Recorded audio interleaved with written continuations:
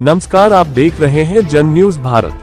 खबर जिला बुलंदशहर से है, जहां से हम आपको दिखाते हैं हमारे संवाददाता की खास रिपोर्ट। यूपी के बुलंदशहर में राज्यसभा सांसद सुरेंद्र नागर के बेटे की सगाई समारोह में पहुंचे हरियाणा के सीएम नायब सिंह सैनी और यूपी के डिप्टी सीएम ब्रजेश पाठक। केंद्र सरकार के बजट को लेकर बोले यूपी के डिप्टी सीएम ब्रजेश पाठक। विकसित भारत की परिकल्पना को पूरा करने वाला बजट पेश हुआ है। ब्रजेश पाठक, मध्यम वर्ग को राहत देने वाला बजट पेश करने पर मैं केंद्र सरकार को धन्यवाद देता हूं। डिप्टी सीएम, विपक्ष के पास बजट पर बोलने के लिए कुछ नहीं है। डिप्टी सीएम ब्रजेश पाठक का समाजवादी पार्टी पर वार।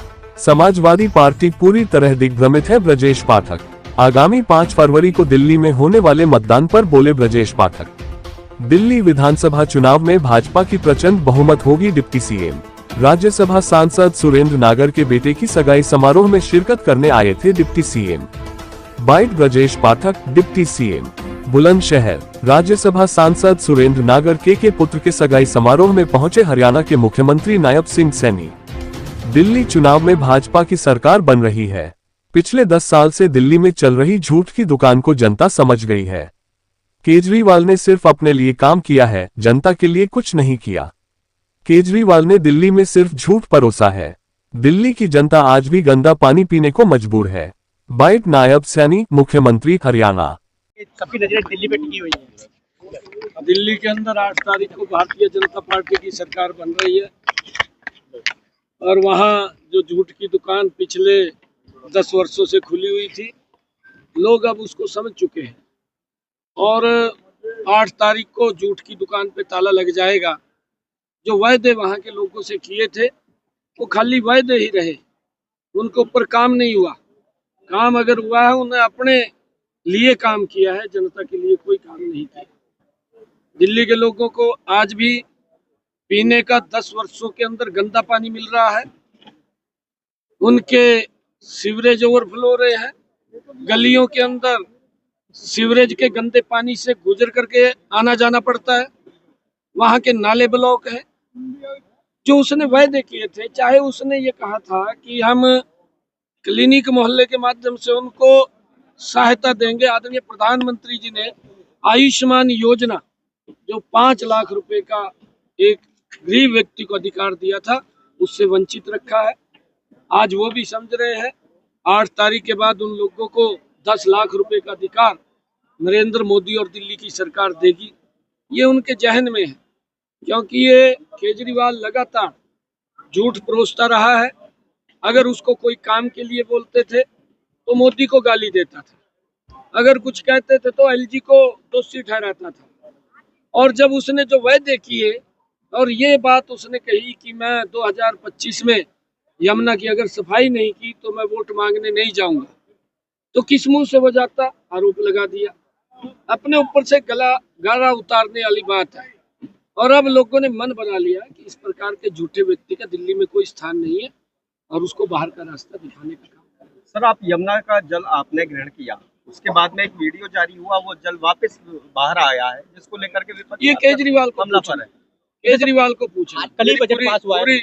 पूरी वीडियो मेरी देखना, तो केजरीवाल को पूछना। मैंने केजरीवाल को कल भी कहा है, मैं कहा मैं आपको चैलेंज करता हूँ, अगर आपने कोई ऐसी बात कही मैं आपको पकड़ करके ले जाऊंगा केजरीवाल को, और उसी स्थान पे ले जाऊंगा जहां से हरियाणा दिल्ली को पानी फीड कर रहा है। मैं वहां पानी पीऊंगा, मैं नहाऊंगा भी, परंतु मैं उसको तब लेकर के जाऊंगा जहां उसने खड़ा होकर के कहा था और ये संकल्प लिया था कि मैं यमुना को साफ करूंगा। उसको वहां पीना पड़ेगा पानी और वहीं नहाना पड़ेगा। मैं वहां पीऊंगा, वो वहां पिएगा। मैंने उसको कहा है, चैलेंज किया, वो कितना चैलेंज को स्वीकार करेगा देखते हैं। सर, कल बजट पेश हुआ है, देश के लिए बड़ी सौगात है, किसान और युवाओं के लिए, उस पर क्या कहेंगे आप? देखिए, बजट हर वर्ग के लिए और इस देश के विकास के लिए एक महत्वपूर्ण, जो प्रधानमंत्री जी का विजन है कि 2047 तक विकसित राष्ट्र बनेगा, उस विकसित राष्ट्र में ये बजट अपनी महत्वपूर्ण भूमिका अदा करेगा। जो आदरणीय प्रधानमंत्री जी ने एक शब्द कहा था ज्ञान का, गरीब, युवा और अन्नदाता और नारी, उसको केंद्रित रखते हुए ये बजट बनाया गया है। मध्यम वर्ग को जिस प्रकार से 12 लाख रुपए की इनकम टैक्स में छूट दी गई है, पहले जो 7 लाख की थी। किसानों को जिस प्रकार से क्रेडिट कार्ड के अंदर 3 लाख रुपए से उसकी सीमा बढ़ा करके 5 लाख रुपए की है, और व्यापारियों को भी 5 लाख रुपए तक का सॉफ्ट लोन वो देने का निर्णय इस बजट के अंदर किया गया है। इसका हर वर्ग को बड़ा लाभ और मध्यम वर्ग को इसकी इससे मजबूती मिलेगी। देश जो विकसित राष्ट्र बनाने का सपना आदरणीय प्रधानमंत्री जी ने देखा है वो इस बजट के अंदर झलक रहा है, और हमारा देश ये गति से विकास के अंदर आगे बढ़े। सर, खड़गे ने कहा विपक्ष विफलताओं को छिपाता हुआ दिशाहीन बजट। देखिए, खड़गे साहब का जो इंडी गठबंधन के लोग हैं इन पर कोई मुद्दा तो है नहीं है। खड़गे साहब कहीं दिखाई नहीं देते। हमारे हरियाणा के अंदर आए थे, हरियाणा के अंदर रैली भी इन्होंने की थी, भारत जोड़ो यात्रा। खड़गे साहब को पूछना, और वहां पर मेरे ख्याल से काफी लोग थे। रैली का आयोजन किया, खड़गे साहब मंच के ऊपर खड़ा होकर के कहने लगे कि मोदी ने हर साल 2 लाख नौकरियों की बात की थी, 2 करोड़ नौकरियों की बात कही थी, भी किसी को मिली? मेरे ख्याल से रैली के अंदर जितने लोग आए थे खड़गे के साहब के सामने, वहां पर हजारों की संख्या में लोगों ने हाथ खड़ा करके कहा कि हमारे यहाँ बिना पर्ची बिना खर्ची के नौकरी मिली। खड़गे साहब ने फिर आरोप लगाई दिया हरियाणा के ऊपर, कहने लगा हम तो लड़ाकू होगा, तारे को मिल गई होगी का। इस प्रकार की भाषा ये यूज करते हैं। इनके पास मुद्दा नहीं होता कोई भी, ये तो आरोप लगाते हैं चले जाते हैं। इन्होंने आज तक जिस गति से मोदी जी के नेतृत्व में भारत बढ़ा है, 55 सालों के अंदर कांग्रेस के शासन में उस गति से नहीं बढ़ा है, क्योंकि ये भ्रष्टाचार को ज्यादा तवज्जो देते थे, जिस प्रकार केजरीवाल दे रहा है। फिर केजरीवाल ने कमीशन सेट कर रखा है जैसे किसी को पता ना चले, और लोग पानी के लिए करा रहे हैं, लोगों को गंदा पानी मिल रहा है और कमीशन में लगा हुआ है। ये सारे के सारे एक ही थैली के चट्टे बट्टे हैं और लोग समझ रहे हैं। और 8 तारीख को भारतीय जनता पार्टी की सरकार दिल्ली में बन रही है। सर, अखिलेश यादव ने ये कहा है कि हमें बजट के आंकड़ों से कोई मतलब नहीं है, महाकुंभ में मरे हुए समाजवादी सही पार्टी पूरी तरह से दिग्भ्रमित है।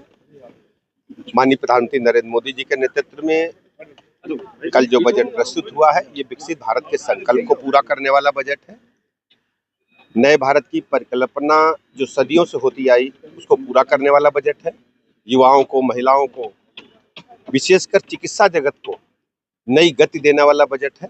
और मध्यम वर्ग के लिए तो मैं कह सकता हूं कि बहुत लंबे समय से इंतजार था। जो इनकम टैक्स स्लैब में छूट मिली है, 12 लाख तक की आय उनकी कर मुक्त रहेगी।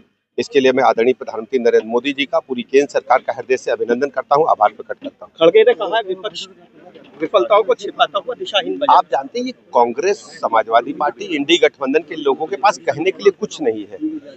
पूरी तरह से देशी जनता देख रही है। माननीय मोदी जी ने जो देश के लोगों को बजट दिया है ये वास्तव में देश की विकास की गति को आगे बढ़ाने वाला है। दिल्ली में चुनाव है सर, उस पर क्या कहेंगे? दिल्ली विधानसभा चुनाव में भारतीय जनता पार्टी प्रचंड बहुमत के साथ एक तरफा जीत रही है। केजरीवाल जी की झूठ फरेब की राजनीति को दिल्ली की जनता ने समझ लिया है। अब ये और नहीं चलेगा। दिल्ली की जनता 5 तारीख को कमल खिलाने जा रही है। की जोड़ी वहां पर प्रचार कर रही है आज। पूरी तरह से फ्लॉप साबित होगा। धीरेन्द्र शास्त्री ने कहा है कुंभ में जो मरे हैं वो मोक्ष को प्राप्त हुए हैं। सर, क्या कहेंगे बयान पर? सर